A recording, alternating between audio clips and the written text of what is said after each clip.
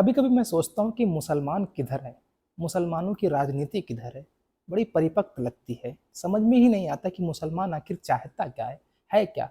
आज जब लोकसभा के चुनाव हुए तो मुसलमानों को ये बता दिया गया कि संविधान खतरे में। हालांकि भाजपा के तमाम नेता ये कह रहे थे कि हमें संविधान बदलने की जरूरत है। डर का माहौल था, मानो मुसलमान ऐसे डर रहा था, या यूं कह लीजिए कि मुसलमान इतना अपने खुदा से भी नहीं डरता जितना भाजपा से डर रहा था। आज मैं आपको बताता हूँ, आप खुद ही सोच लेंगे, खुद ही समझ जाएंगे कि मुसलमान किधर पर है।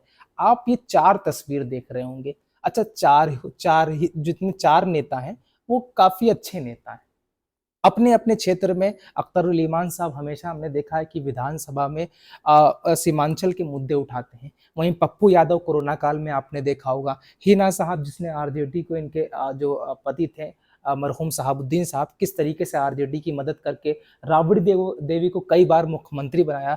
चंद्रशेखर आजाद जो सीए एनआरसी में मुसलमानों के साथ खड़े हुए थे। ये नेता बहुत अच्छे हैं। इन नेता अगर ये जीते हैं, पप्पू यादव जीते हैं, चंद्रशेखर आजाद जीते हैं, मैं बधाई देता हूँ और मेरा सहयोग भी था। मैं सोशल मीडिया के जरिए पप्पू यादव और चंद्रशेखर आजाद का समर्थन भी करता हूँ।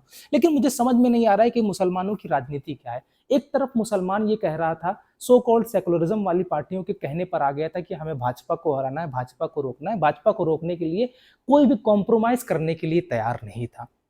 उसका जीता जागता सबूत यह है कि आप देखिए, पप्पू या अख्तरुल ईमान साहब चुनाव लड़ते हैं सीमांचल पे किशनगंज की सीट से।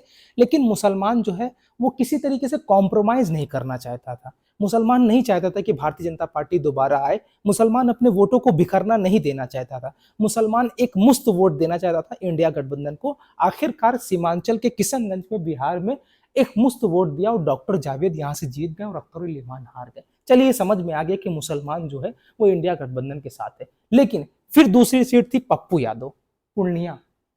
यहां पर ये निर्दलीय चुनाव लड़े। ना ही आरजेडी ने इनको टिकट दिया, ना ही कांग्रेस ने इनको टिकट दिया, और ना ही इनकी अपनी खुद की पार्टी बची थी।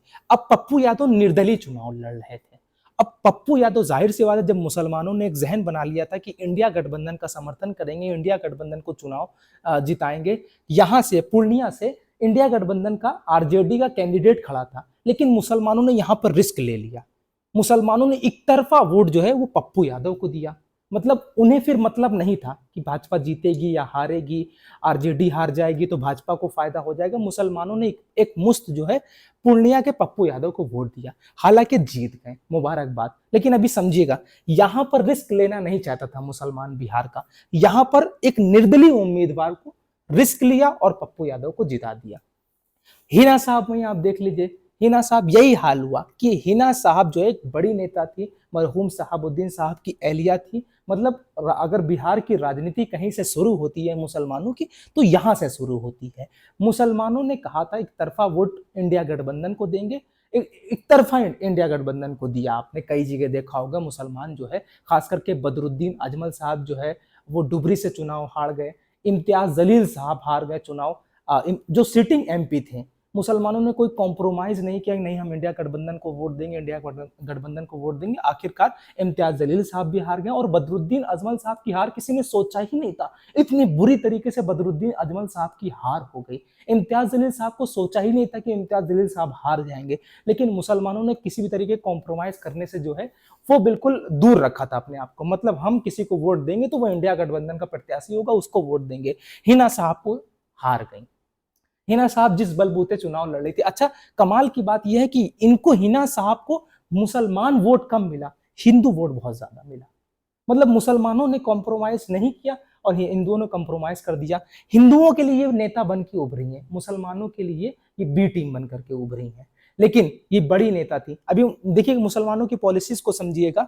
यहां पर कोई कॉम्प्रोमाइज नहीं करना चाहते थे। पप्पू यादव निर्दलीय चुनाव लड़ने, कॉम्प्रोमाइज किया, चुनाव एक तरफा जिता दिया। हिना साहब को कॉम्प्रोमाइज नहीं करना चाहते थे, नहीं वोट दिया। वहीं चंद्रशेखर आजाद नगीना लोकसभा सीट से जीते हैं। पहली बात, नवनिर्वाचित लोकसभा सांसद हुए हैं।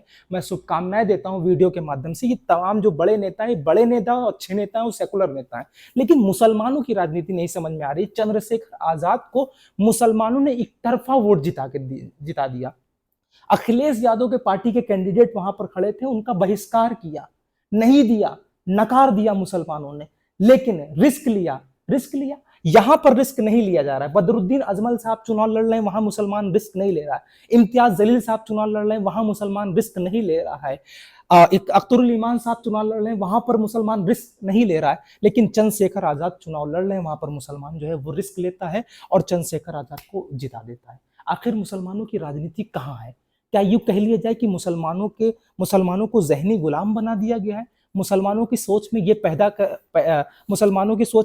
कर दिया गया है कि जो मुसलमान चुनाव लड़ेगा तो वो बी टीम है, मुसलमान चुनाव लड़ेगा तो भाजपा आ जाएगी, मुसलमान चुनाव लड़ेगा तो जो है वो भाजपा को फायदा होगा। ये आप जीता जागता सबूत देख रहे होंगे। ये निर्दलीय जीते हैं पप्पू यादव। निर्दलीय इनका कोई दल नहीं था, ये समाजवादी पार्टी से नहीं थे, ये कांग्रेस पार्टी से नहीं थे, ये बहुजन समाजवादी पार्टी से नहीं थे, ना ही ये कांग्रेस पार्टी से थे। ये तो इन्होंने तो आरोप लगाया था पप्पू यादव ने, कांग्रेस ने हमारी पूरी राजनीतिक विरासत को पॉलिटिकल मर्डर करने की कोशिश की, राजनीतिक विरासत खत्म करने की कोशिश की।